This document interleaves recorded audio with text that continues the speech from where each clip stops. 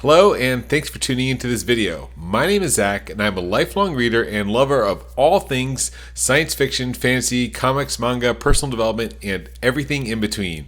And today I am giving my thoughts and review on that in-between genre, which is the debut novel from Karissa Chen, Homeseeking. Now, this novel is historical fiction, and the setting was the history of China from past to present. So reading that blurb and seeing this book on so many lists of novels to read this month or Goldhouse Co., the pick of the month for book club. Yeah, I saw the buzz about this book everywhere, put the hold in my library, and it came through relatively fast because I'm recording this now early February 2025, and the novel just came out last month in January. And yeah, the debut novel, and it really blew me away for how just good it was as a debut novel and being something outside of my normal genres of usually science fiction and fantasy.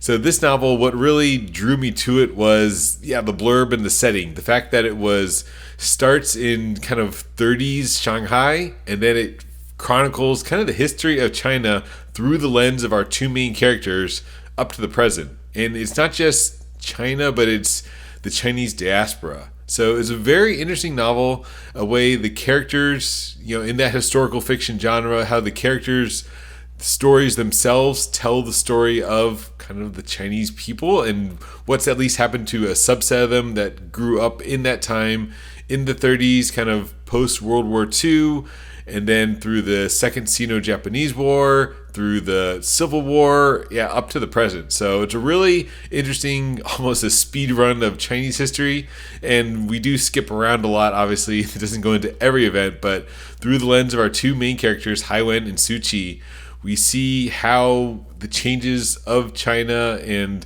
immigration, emigration, and the decisions they make affect their lives. And ultimately, it's a romance kind of love story through that lens of historical fiction. So very cool novel. I really enjoyed it. It took me a little while to get into it, I won't lie, because maybe it's outside my normal genre. So about the first 10%, I was really, do I want to stick through this? Do I want to DNF it? But again, maybe it's I'm interested in the subject, and I like that genre of when it goes back to the past finally in kind of chapter 2.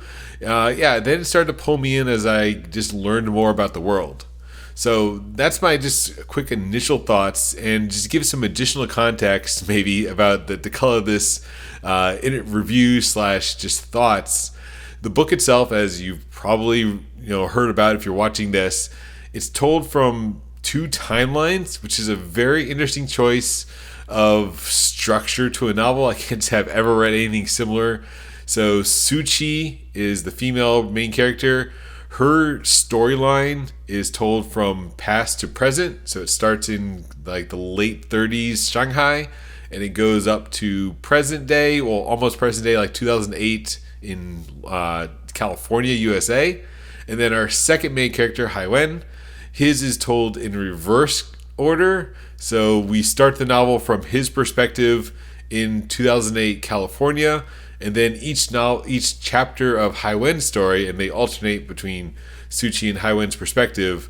It goes back in time to kind of his big decision that changes the course of both their lives.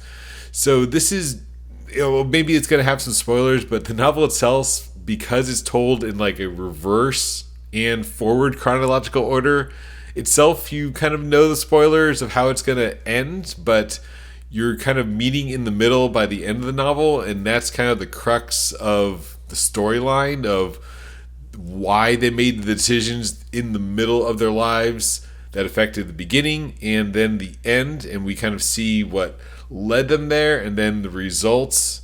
So it's a really interesting storytelling technique, and I really made this connection of kind of the perspectives thanks in part to the Washington Post review by Chan Julie Wang.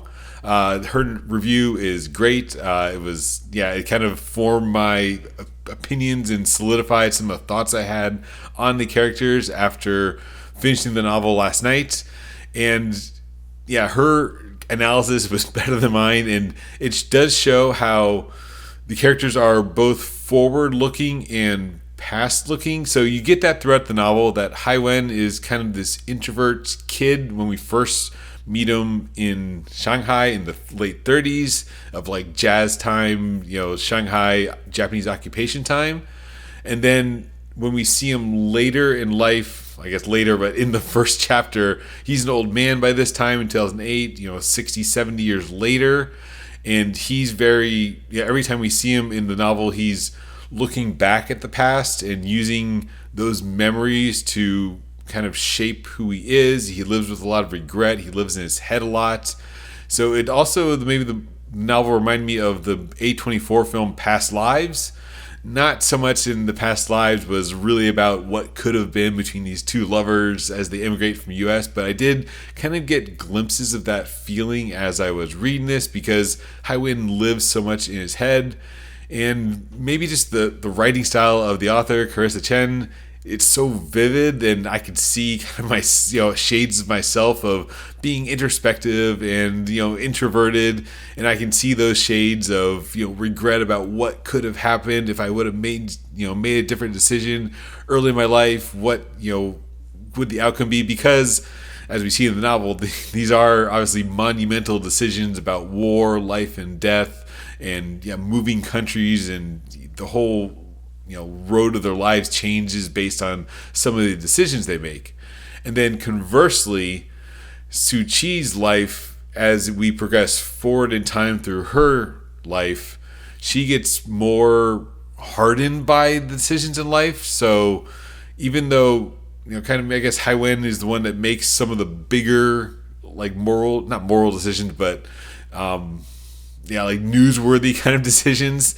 But Suu Kyi is intricately linked to him, and this is one of the interesting things early in the novel. They talk about kind of the thread of destiny that's intertwining their lives, and they're always going to be pulled back to each other.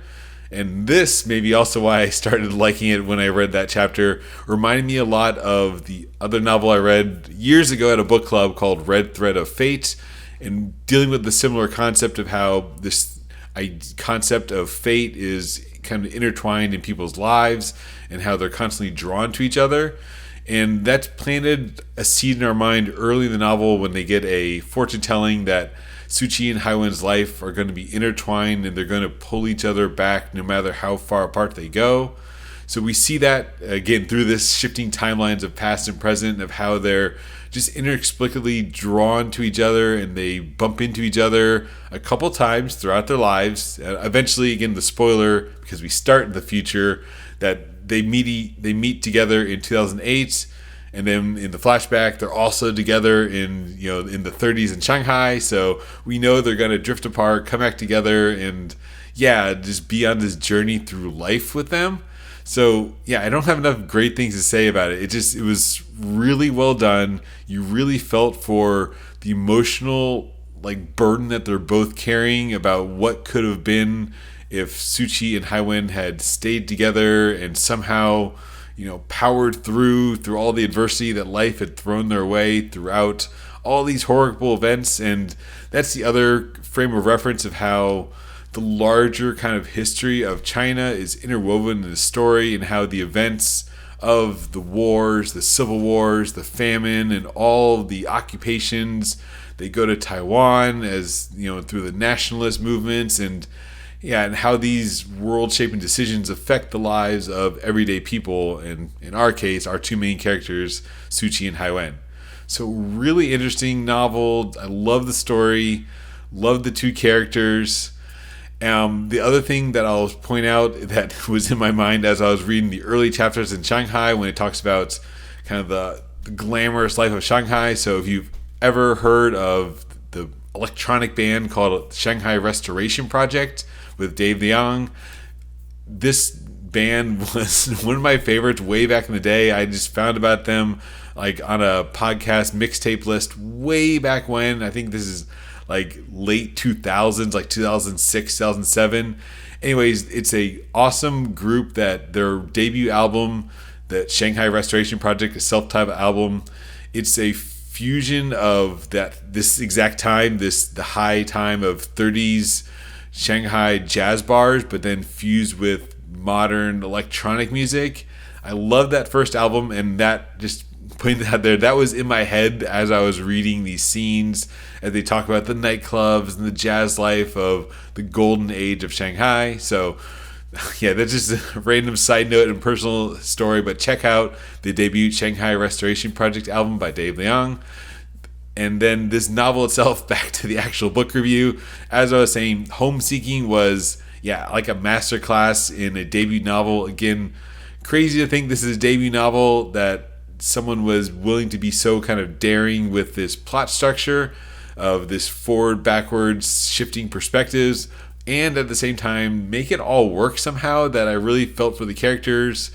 It did maybe make me more engaged with the novel because I was, every chapter as we switch perspectives, I was trying to piece together the timeline in my head that, okay, now we're at this point, so that means Suchi's here, Haiwen's there, and as the author's note at the beginning of the novel says, the names of the characters really interestingly change depending on where they are, as like Suchi changes her name to a more Cantonese pronunciation, and eventually Haiwen gets an Americanized name, for example, and he's sometimes known as his nickname depending on his context, that they'll call each other Susu or Dodo. And of course we're explained what all these mean throughout the novel, and it's just really great storytelling, a really interesting insight into the lives of these characters and the families. We learn about this kind of the satellite members of the families that orbit around Suchi and Haiwen, but it's at its core, it's a story of Suchi and Haiwen's kind of love through the ages and around the world. So if I had to give it a star rating, this is probably a 4.5 out of 5 for me. Not my normal genre, so maybe I would have, liked a little more action or fantasy elements, but this is a really great historical fiction novel, and it's probably going to be on those best of the year lists. It's only January. They, coming out swinging with great, strong novels this year, so I do recommend checking this out if you like historical fiction, if you like learning a bit about Chinese history. Do check out Homeseeking by Karissa Chen. So thank you for watching, and have a great day.